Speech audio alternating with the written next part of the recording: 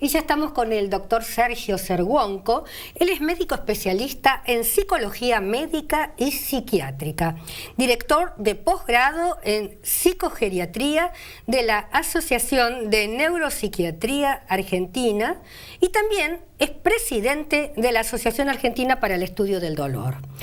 Es un excelente profesional y ser humano que nos conocemos desde hace muchos años y sé que va a dar una hermosa charla. El tema es fibromialgia y fatiga crónica. Cerwonko, no sé si esto se está viendo más en estos últimos 10 años o ya venía desde antes y no se conocía demasiado la enfermedad. Sí, yo creo que las patologías que ahora uno está viendo, no termino de identificar verdaderamente si es como el ataque de pánico, si existen más ahora o si se divulgan más ahora. Exacto. O lo mismo sucede con la enfermedad celíaca, digamos, todos los días vemos, pero antes no escuchábamos hablar de esto, pero antes en realidad no escuchábamos hablar de demasiadas cosas y a partir de fallas y aciertos en lo que tienen que ver con los sistemas de comunicación, nosotros podemos tener mucho más acceso a información de tipo médico también, con todos los peligros que tiene la libre circulación de determinada información. Yo te cuento algo, Sergio, cuando nosotros comenzamos hace 26 años atrás,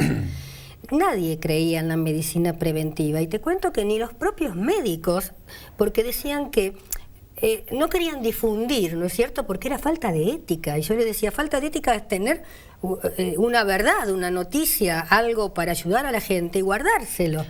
Entonces, me parece que fue cambiando la mentalidad para bien. Incluso, te comentaba antes de cámara, que hay algo que se llama acronimia, que es cuál es el nombre comercial, digamos, que se le da a una enfermedad.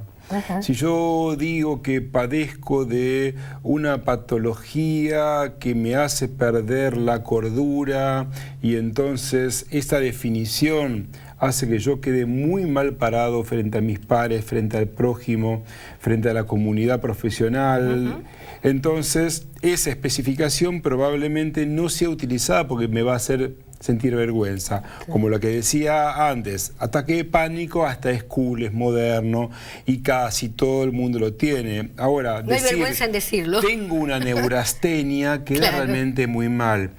La nueva clasificación del Manual de Estadísticas de Problemas Mentales, que es el DSM-5, acordado por la Asociación Americana de Psiquiatría, trata, por ejemplo, de eliminar algunas definiciones y ha eliminado de su clasificación la de hipocondríaco. ¿Por qué? Porque si a alguien uno le dice, vos tenés un síndrome somático con síntomas emocionales, en realidad uno no se siente mal. Ahora, si yo le digo, lo que pasa a usted, señor, es que usted es un hipocondríaco, lo más probable es que un paciente me lo tome como un insulto. Entonces, las nuevas definiciones tratan de eliminar conceptos de dualismo. ¿Qué es físico o es orgánico o es mental? ¿Qué es emocional o es del cuerpo? Entonces tratan de integrar al ser humano como un todo, intentando retirar aquellas definiciones que terminan siendo peyorativas. Por ejemplo, hipocondríaco es un nombre con carga. Hipocondríaco es un nombre con carga. Definir a los remedios con una función también lo es. Por ejemplo, yo puedo tomar determinado medicamento que me sirve para náuseas.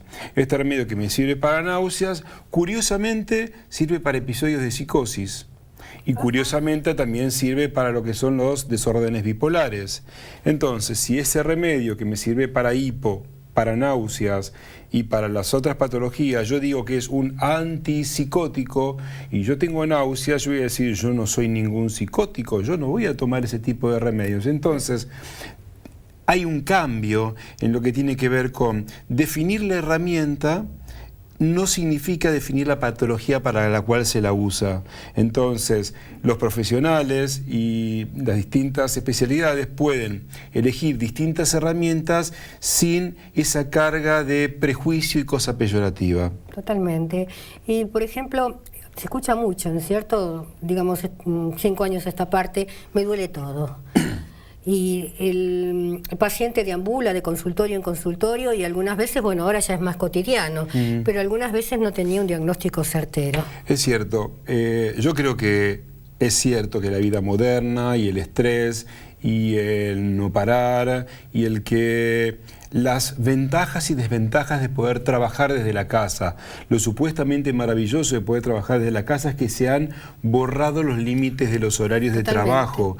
Entonces, con celulares y con computadoras y tablets hacen que nos invadan casi todos los espacios y entonces con el agravante que eso no es trabajar, porque uno está en la casa. No. Entonces lo que llamamos patología de ritmo circadiano, esto que suena difícil, que es cuando no dormimos en el horario que corresponde, no paramos en el horario que corresponde y no le hacemos caso a el sol a la mañana, el anochecer a la noche, e irnos a dormir y así sucesivamente, estamos generando enfermedades y patologías y los dolores generalizados y los cansancios generalizados comienzan a circular mucho más con diagnósticos en los cuales ya no es solamente me siento cansado, estoy cansado, sino que dolores importantes impiden que yo tenga calidad de vida y cansancio generalizado impiden que yo me pueda mover y que pueda trabajar, que pueda disfrutar de la vida, que me pueda ir de vacaciones.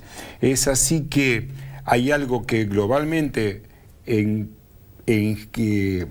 toma a lo que son los síndromes sensitivos centrales, que uno es la fibromialgia y otro es el síndrome de fatiga crónica, con cosas muy en común entre ambas dos, que caracterizan dolores profundos en muchas partes del cuerpo que muchas veces paralizan a la persona y cansancio generalizado que también a la suma de los dolores paraliza a los pacientes. Serguonco, ¿es fácil de diferenciar uno del otro? Primero, es muy probable que uno conlleve la consecuencia del otro, pero es fácil diferenciarlo porque el síndrome de fibromialgia, el paciente verdaderamente empieza con dolores distribuidos a lo largo de todo el cuerpo y distintos síntomas que no conllevan a los dolores. Sensaciones de depresión sin que sean depresión, sensaciones de tristeza sin que sean trastornos de ansiedad o de pánico. Se pueden tener las dos cosas, pero es claro que una fibromialgia con bajón, con estado de ánimo decaído, no es una depresión, pero se puede tener la mala suerte de tener lo que se llama en medicina comorbilidad, o sea, la mala suerte de tener una enfermedad y la otra. Lo que es curioso, y por qué se confunden muchos profesionales, es que las herramientas que comentamos antes, que sirven para tratar a la enfermedad fibromialgia, son comunes y similares a las herramientas que sirven para tratar a las depresiones con inhibición en la motricidad. O sea, hay depresiones que la gente no se puede ni mover, no se puede ni arrancar, no puede mover ni la mano, porque ya esto les cuesta un Perú. Y hay otras que son más con angustia, ansiedad, inquietud.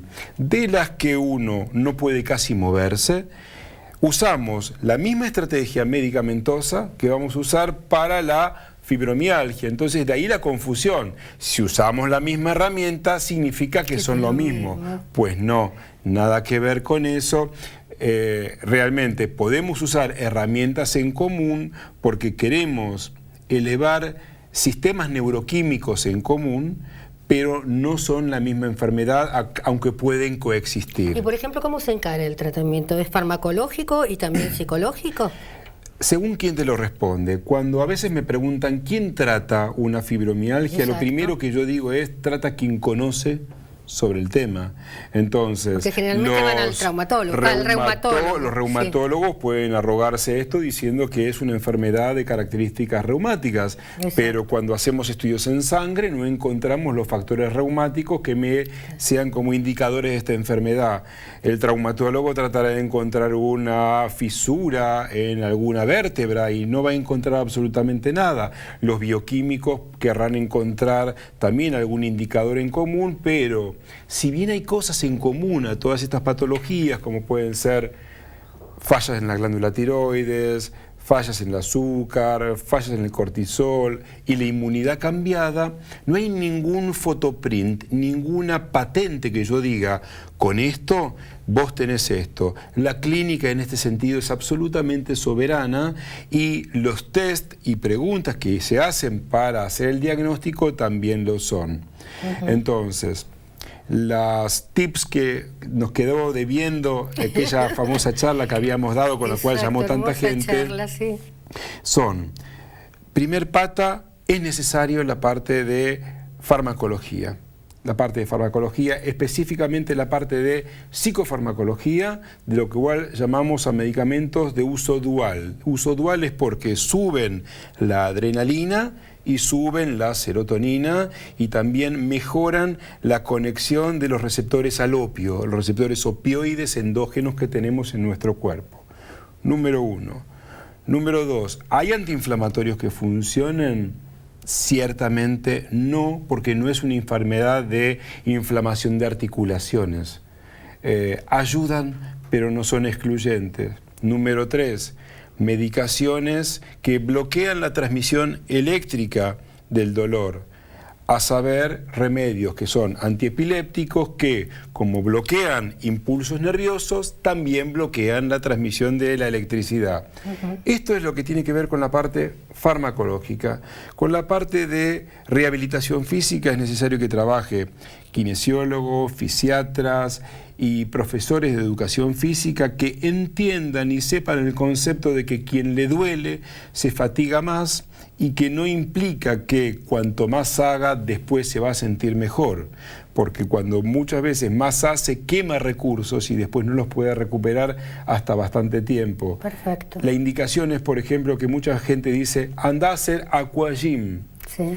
Y aquagym, lo más probable es que alguien que tiene fibromialgia va a hacer aquagym y lo que le sucede es que al día siguiente, durante toda una semana, no se puede mover. Ahora, caminar despacito en el agua, elongando, haciendo stretching, o haciendo actividad de qigong, o haciendo actividad de autonía, como movimientos lentos, seguramente los va a mejorar. Y todos los pacientes no son iguales. Exacto.